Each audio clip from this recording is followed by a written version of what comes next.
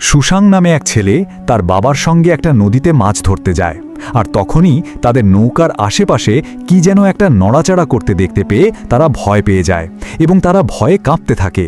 এবং এরই মধ্যে হঠাৎ করেই তাদের নৌকায় জলজ দানব আক্রমণ করে বসে এবং তারা বাবা ছেলে সাথে সাথে পানিতে পড়ে যায় এবং তারা বাঁচার জন্য তাদের নৌকার দিকে ছুটতে থাকে, আর তাদের পিছু পিছু পানির মধ্যে থাকা প্রাণীটি তাদের দিকে ছুটতে থাকে।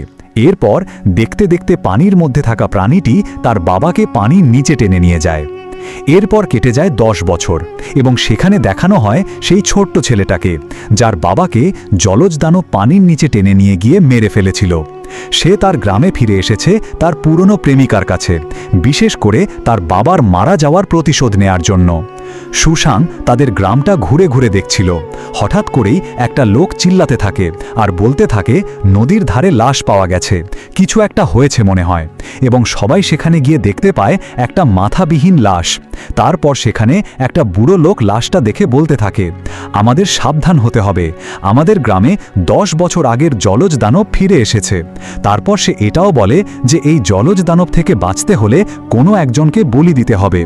এটা শুনে সেখানের একটা লোক তাকে বাধা দিয়ে বলে, তোমার এই মিথ্যা নাটক বন্ধ করো আর সবাই যার যার বাড়িতে চলে যাও।